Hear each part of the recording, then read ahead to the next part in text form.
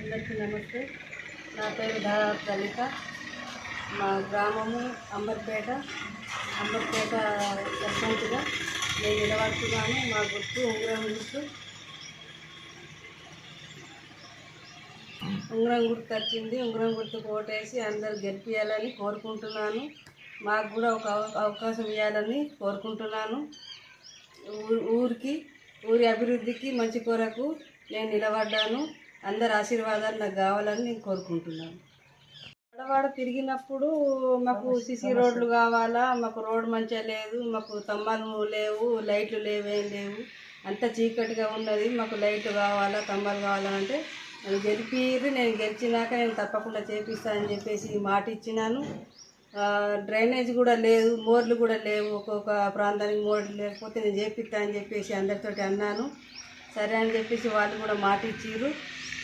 ఇంకా కూడా నేను గెలిచినాక వాళ్ళకు ఏదైనా పనులు కావాలంటే నేను చేపిస్తా, నేను గెలిచినాక నా దగ్గరకు వచ్చి అడుగురు అనేది కూడా నేను చెప్పి జరిగింది. ఇక రోడ్లు అయితే మాకు రోడ్లు కావాలని కొందరు, ఇక డ్రైనేజ్ కావాలని కొందరు, ఇట్లనే లైట్లు కావాలని కొందరు అన్నారు, మాకు పింఛన్ వస్తలేదని కొందరు అన్నారు. కోతుల సమస్యలు కూడా ఉన్నాయి, మాకు కోతులు కూడా పోవాలని చెప్పేసి అన్నారు. నేను చేపిస్తా అని చెప్పేసి అందరికి అన్నాను. మాకు ఇల్లు లేవని కొందరు అన్నారు, నేను ఇప్పిస్తా అని చెప్పేసి అన్నాను. పెన్షన్స్ లేవని అది కూడా ఇప్పిస్తా అని చెప్పేసి అన్నాను.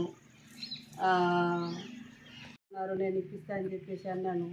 నన్ను గెలిపిస్తే నేను తప్పకుండా ఇవన్నీ పనులు చేసి పెడతానని చెప్పేసి నేను అనడం జరిగింది. నమస్కారం. ధరావత్ దశరథం. మా భార్య పేరు ధరావత్ లలిత. మా భార్యను సర్పంచ్గా నిలబెట్టడం జరిగింది. గ్రామ అభివృద్ధి కొరకు మంచి పనులు చేయగలుగుతారని చెప్పి నమ్మకంతో నిలబెట్టడం జరిగింది. నేను దాదాపు 30 సంవత్సరాలు సౌదీ అరేబియా వచ్చిన తర్వాత మంచి నిర్ణయం కలిగింది. రోడ్లు మంచిగా ఉండాలని, నీటికి ఉండాలన్న ఉద్దేశంతో సంకల్పంతో సర్పంచ్గా నిలబెట్టడం జరిగింది. గ్రామానికి మంచి జరగాలని కోరుకుంటున్నాం. ఇంకా గ్రామం మంచి వాతావరణం జరగాల, ఊళ్ళో మంచిగా ఉండాలా, నీట్గా ఉండాలా, భారతదేశం ఎంత బాగుపడుతుంది అదేవిధంగా మంచిగా బాగుపడాలి. భారతదేశం గలుపుల్లో అయితే ఎంత నీట్గా ఉంటుంది, అదేవిధంగా నీట్గా ఉండాలని చెప్పి కోరుకుంటున్నాం. రోడ్ల మీద ఎటువంటి చెత్త కనబడండి, ఎంత మంచి చెట్లు చెదారాలు ఉండకుండా ఉండాలా అదే కోరుకున్నా, నీట్గా ఉండాలని చెప్పి కోరుకుంటున్నా. అది ఇంకో విషయం ఏంటంటే, నేను దాదాపు 1989లో అంబర్పేట రావడం జరిగింది. చిన్న వేజ్ అప్పుడు నాకు నెలకు ఏడాదికి 1200 రూపాయల జీతం ఉండేది. అంబర్పేట శంకరయ్య గారి దగ్గర జీతం ఉండి తన దగ్గర 4-5 సంవత్సరాల జీతం ఉంది. కొద్దిగా పెద్దగా పెరిగిన తర్వాత మా శంకరయ్య గురుగారు బయట దేశం డొనేషన్ జరిగింది. నాన్నను బయట పోయి ఏం పని చేయగలుగుతావు, మెకానిక్ పని నేర్చుకొని నిజామాబాద్లో దాదాపు 6 నెలల పని నేర్చుకున్న తర్వాత మా గురుగారు మళ్ళీ బయట దేశం డొనేషన్ జరిగింది.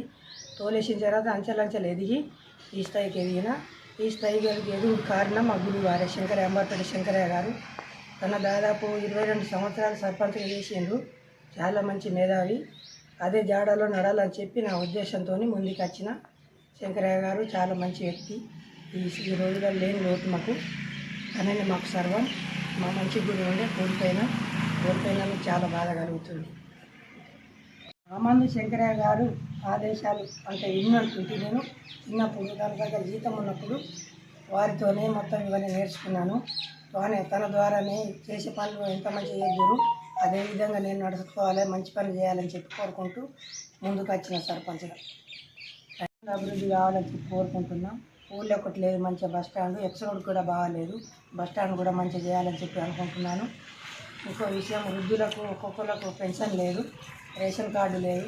ప్రతి ఒక్కరికి రేషన్ కార్డు ఉండేలాగా, ప్రతి ఒక్కరు ఉపయోగపడేలాగా అన్ని పనులు చేయాలని చెప్పి కోరుకుంటున్నాను. ఊరికి బాగా జరగాలని చెప్పి కోరుకుంటున్నాను. కోతులు బాగా బీభత్సం చేస్తున్నాయి ఊళ్ళే. ఏ చెట్లు పెట్టినా చెట్లు దక్కని ఇంట్లోకి వస్తున్నాయి. బాగా ఆడులకు బాగా ఇబ్బంది పడుతుండ్రు, ఒకరు దాడి చేయడం జరుగుతుంది. అందుకే కోతులు కూడా రాకుండా చూసుకోవాలని చెప్పి కోరుకుంటున్నాను.